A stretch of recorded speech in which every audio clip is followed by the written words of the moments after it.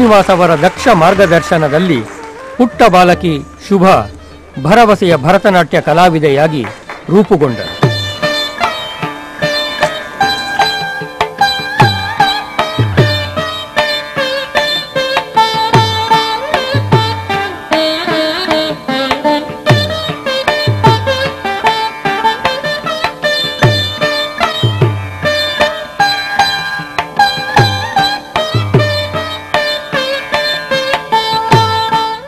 ನನ್ನ ಮೊದಲನೇ ಗುರು ಶ್ರೀ ಎನ್ ಭಾಸ್ಕರ್.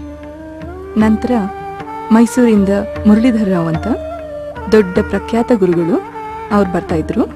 ಅವ್ರ ಬಳಿ ಕಲಿತ ನಂತರ ಮಧುರೈ ಶ್ರೀನಿವಾಸ್ ಅಂತ ನನ್ನ ಭರತನಾಟ್ಯ ಗುರುಗಳು.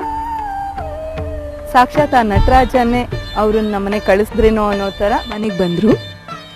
ನನಗಂತೂ ಅವರು ಬಂದ ಕ್ಷಣದಿಂದ ನನ್ನ ನೃತ್ಯ ಜೀವನ ಆರಂಭ ಆಯಿತು ಅಂದ್ಕೊಂಡೆ. ನಮ್ಮ ತಂದೆ ಒಂದೇ ಮಾತು ಹೇಳ್ತಾ ಇದ್ರು, ನೀನು ಈ ಗುರಿ ಬಳಿ ನೀನು ಅವ್ರಿಗೆ ಗೊತ್ತಿರೋ ಒಂದು ಆ ವಿದ್ವತ್ನಲ್ಲಿ ನೀನು 1% ಕಲ್ತ್ಕೋ, you will become a great dancer. ಗುರುಗಳು ಹೇಳ್ತಿದ್ರು, ಎಷ್ಟೋ ವರ್ಷ ನಾನು ಎಷ್ಟೋ ಕಲ್ಲನ್ನೆಲ್ಲ ಕೆತ್ತಿ ಒಂದು ಶಿಲ್ಪನ ಮಾಡೋದಕ್ಕೆ ಪ್ರಯತ್ನ ಪಟ್ಟೆ, ಸಾಧ್ಯವಾಗಲಿಲ್ಲ. ಈಗ ಒಂದು ಚಿನ್ನದ ಗಟ್ಟಿ ಸಿಕ್ಕಿದೆ, ಅದನ್ನೇ ಒಂದು ನೃತ್ಯ ಶಿಲ್ಪ ಮಾಡಿದ್ರೆ ನನ್ನ ಜನ್ಮ ಸಾರ್ಥಕ ಆಗುತ್ತೆ ಅಂತಿದ್ರು. 1987 ಶುಭಾ ಧನಂಜಯ ಅವರ ನೃತ್ಯ ಜೀವನದಲ್ಲಿ ಅತ್ಯಂತ ಮಹತ್ವದ ವರ್ಷ. ಆಗ ಬೆಂಗಳೂರಿನಲ್ಲಿ ನಡೆದ ಅವರ ಭರತನಾಟ್ಯ ರಂಗ ಪ್ರವೇಶ ನಾಡಿನ ನೃತ್ಯ ಕ್ಷೇತ್ರದಲ್ಲಿ ನವ ಸಂಚಲನವನ್ನು ಉಂಟು ಮಾಡಿತು. ಕಲಾಭಿಮಾನಿಗಳ ಮೆಚ್ಚುಗೆಯ ಜೊತೆಗೆ ನೃತ್ಯ ವಿಮರ್ಶಕರು ಅವರ ನಾಟ್ಯ ಪ್ರತಿಭೆಯನ್ನು ಮುಕ್ತ ಕಂಠದಿಂದ ಹೊಗಳಿದರು.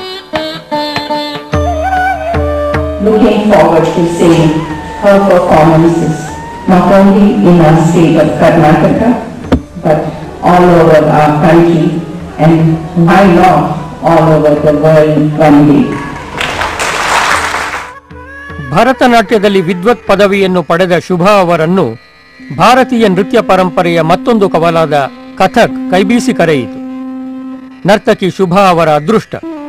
ಆ ವೇಳೆಗೆ ಕಥಕ್ ಲೋಕದ ಅದ್ವಿತೀಯ ಕಲಾವಿದೆ ಶ್ರೀಮತಿ ಮಾಯಾರಾವ್ ಅವರು ಬೆಂಗಳೂರಿಗೆ ಬಂದು ನೆಲೆಸಿ ನೃತ್ಯಾಸಕ್ತರಿಗೆ ಶಿಕ್ಷಣ ನೀಡಲು ಆರಂಭಿಸಿದ್ದರು. ಶ್ರೀಮತಿ ಮಾಯಾರಾವ್ ಅವರ ಬಳಿ ಕಥಕ್ ಮತ್ತು ನೃತ್ಯ ಸಂಯೋಜನೆಯನ್ನು ಅಭ್ಯಾಸ ಮಾಡಿದ ಶುಭ ಈ ಎರಡೂ ಶಾಸ್ತ್ರೀಯ ನೃತ್ಯ ಪ್ರಕಾರಗಳ ಅಪ್ರತಿಮ ಕಲಾವಿದೆಯಾಗಿ ಬೆಳೆದರು.